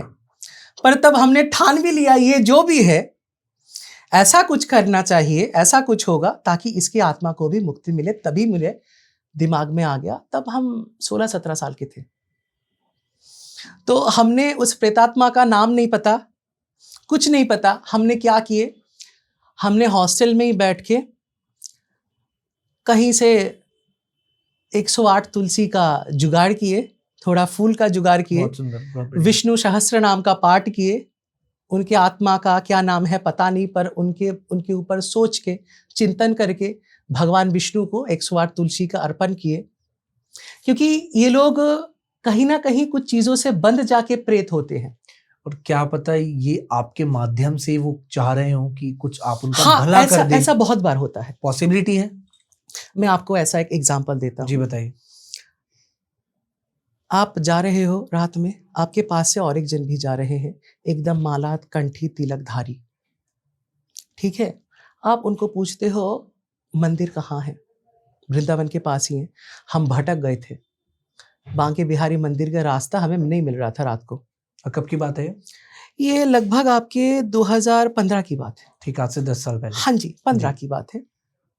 हाँ, वो होली में नहीं, होली से पहले जी। होली से पहले, हाँ। तो तब क्या हुआ, हमने उनसे पूछा, उन्होंने हमें मार्ग बता दिया। फिर ऐसा हुआ, उन्होंने बोला हमारे लिए थोड़ा सा प्रार्थना करो, थोड़ा सा पिंडदान कराओ। मैंने कहा आप तो जिंदा हो। तो मैंने देखा नहीं, वो हवा से ऊपर है, जमीन से ऊपर आपके है। साथ चल रहे थे। हमें पता ही नहीं लगा ये प्रेत है कि क्योंकि हमने कुछ है। नीचे तो नहीं देखता कोई नीचे इंसान। नहीं देखा, हम तो फेस टू फेस बात होती हाँ, है। और तिलक है, कंठी है, हमें कैसे पता लगेगा कि ये कोई योनि में अटक गए।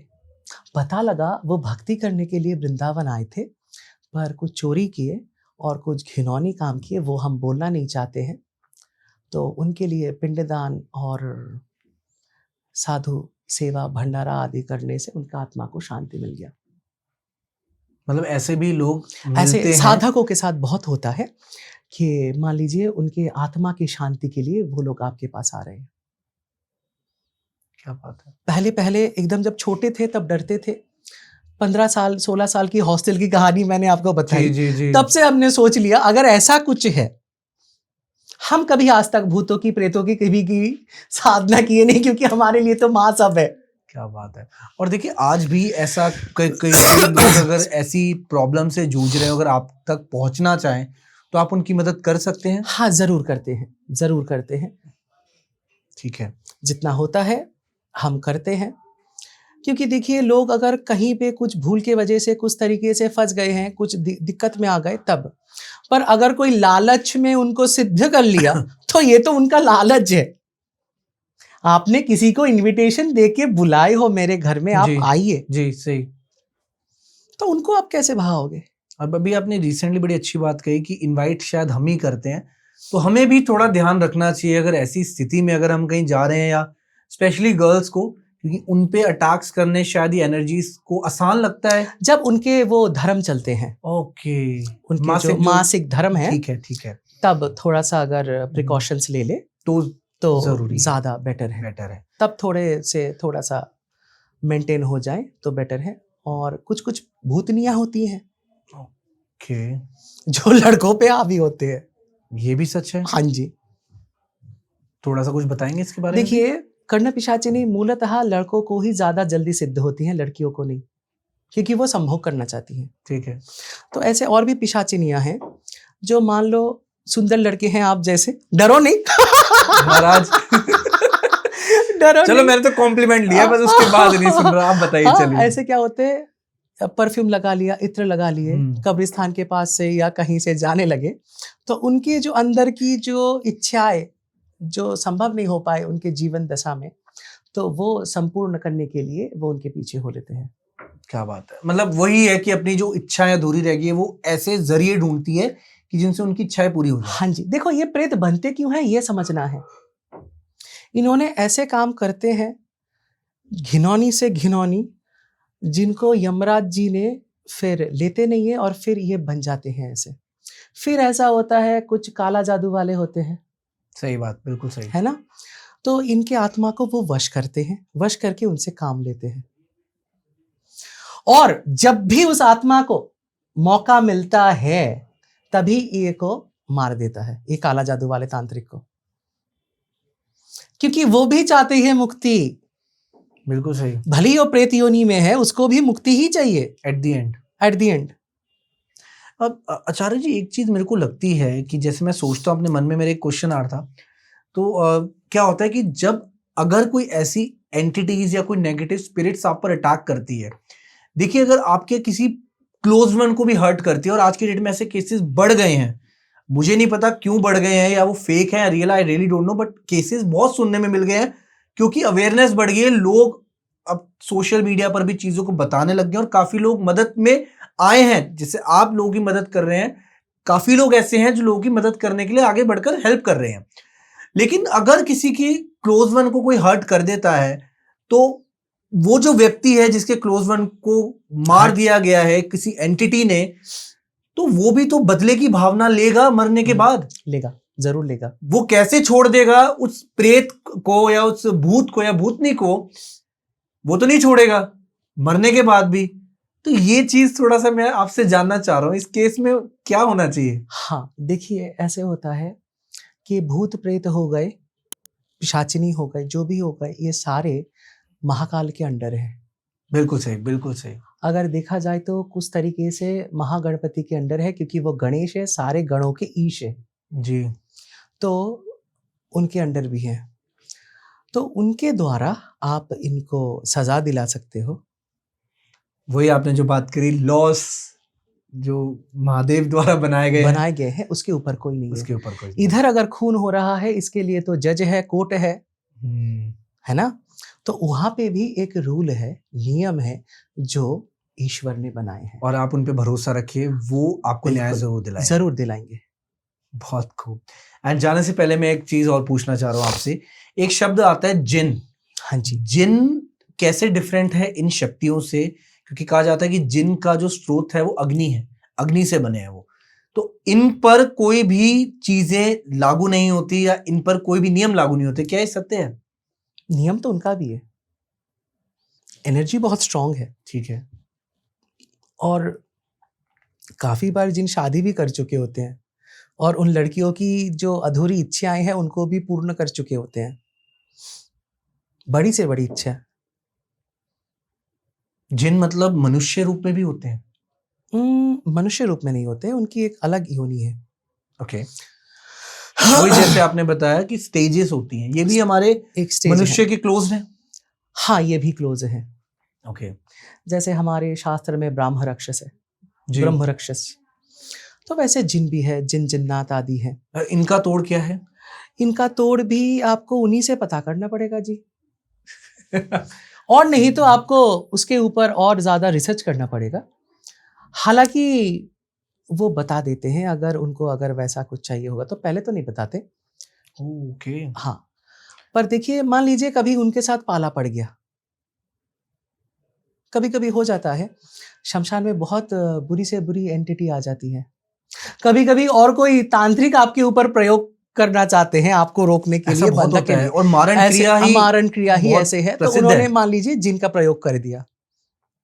हाँ, तो अगर आप साधना सही से कर रहे हैं, आपके पास माँ धूमावती है, माँ छिन्नमस्ता जी है, बगला जी है, तारा माँ है, आप मत डरिए। तो इनके ऊपर तो कुछ नहीं है। बिल्कुल सही। माँ दंडिनी, माँ वाराही अपने भक्तों का ऐसे प्रोटेक्शन करती है, उनके ऊपर जो करते हैं उनका अस्थि, मज्जा, रक्त सब तोड़फोड़ कर देती है।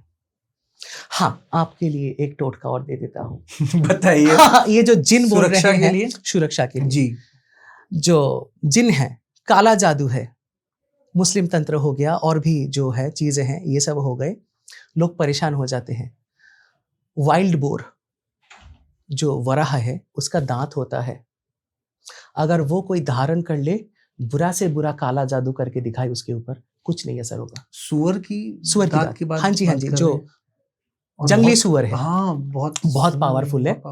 अभी देखिए कांतारा आदि, मैं किसी मूवी का प्रचार नहीं कर रहा हूँ, बस आ गया ऐसे बोल रहा हूँ, उधर भी वराहदेव की वो स्तुति आ रही है, वो चीज आ रही है। अगर वो जंगली सुअर का दांत अगर किसी ने, देखेंगे बहुत सारे लोग पहनते हैं लॉकेट की तरह, अगर वो पहन ले, आपकी एनर्जी बढ़ जाएगी और इतनी स्ट्रांग हो जाएगी जिन जिन्नात भूत पिशाच आदि कोई आपका कुछ नहीं कर सकता।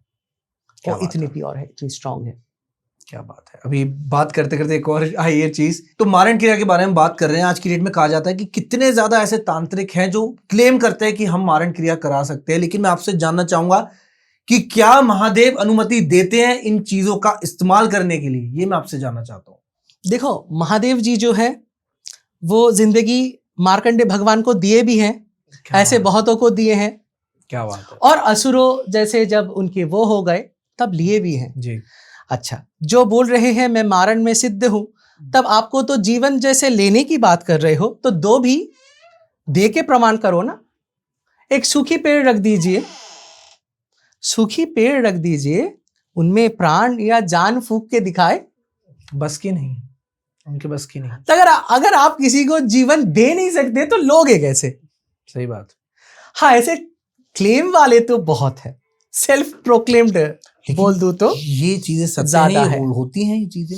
जी होती है, बिल्कुल होती है। ओके। पर ये सब षटकर्म में आते हैं।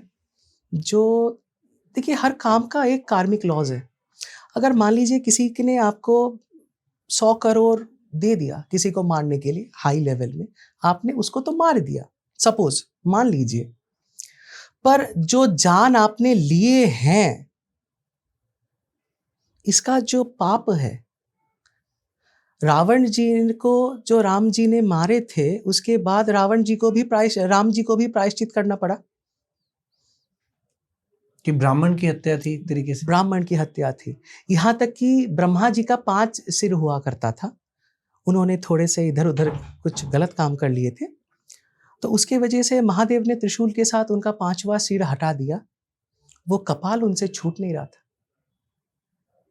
फिर ब्रह्म कपाली में आके वो छूटा, तो महादेव भी उनसे मुक्त नहीं हो पाए। तो हम तो जीव हैं, हम तो उनके बच्चे हैं, अगर पिता नहीं कर पाया तो बच्चा कैसे कर लेगा? बिल्कुल सही, बिल्कुल सही। समझ गया मैं आपका तात्पर्य। तो आप किसी को भी मारो तो उसका तो वो है, फल तो भोगना ही पड़ेगा। फल तो भोगना पड़ेगा जी। बहुत सही। इसलिए कहते हैं कि कर्म करते रहो और अच्छे कार्य करो कि जिससे आपकी लाइफ में सब कुछ अच्छा हो, और माता पर भरोसा रखो, माँ पर भरोसा रखो और नाम जप करते रहो, उससे बढ़कर कुछ नहीं है।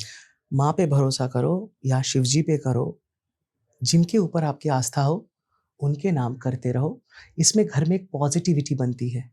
बिल्कुल सही। कुछ नहीं, आप घर में जैसे रूम है, अगर भजन चला दिए, कीर्तन चला दिए और 5 मिनट के लिए चले गए, 5 मिनट बाद अगर एंटर कर रहे हो तो रूम की जो एनवायरनमेंट है, जो पॉजिटिविटी है, बहुत हाई हो जाती है। बिल्कुल सही, ये सत्य है। अगर किसी नेगेटिव वाइब्स भी अगर आपके रूम में आप कुछ देर के लिए चला देते हो, 2 मिनट के लिए अजीब लगेगा, लेकिन 5 मिनट बाद वो सब कुछ प्योर हो चुका होगा। ठीक है। And thank you so much audience. आप लोगों ने अगर यहाँ तक पॉडकास्ट देखा है, डेफिनेटली आपको बहुत कुछ पता लग गया होगा आपके जीवन के बारे में, कैसे एनर्जीज हमारी बॉडी को अट्रैक्ट करती हैं और कैसे एक डिवाइन एनर्जी का आपके जीवन में होना जरूरी है।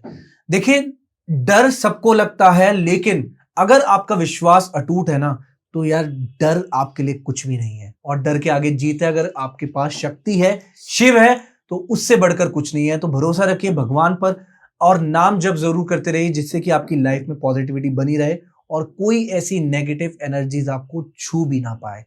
एंड बहुत बहुत धन्यवाद आचार्य जी आपका इतना ज्ञान देने के लिए और इतना वैल्यूएबल पॉडकास्ट को बनाने के लिए। और हम चाहेंगे कि आप दोबारा हमारे साथ जुड़े।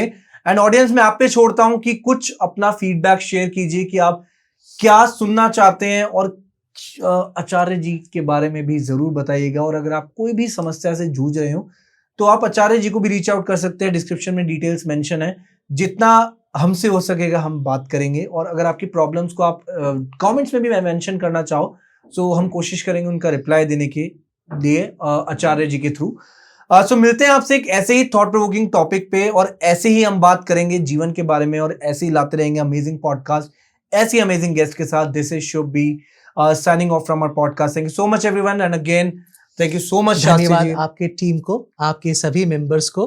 थैंक यू सो मच समय के लिए बहुत बहुत धन्यवाद आपका आने के लिए और हम पे अपनी दृष्टि डालने के लिए बहुत बहुत सब ईश्वर का कृपा है। बिल्कुल। Thank you so much. And जय मां कामाक्षी। जय जय कामाक्षी। जय मां।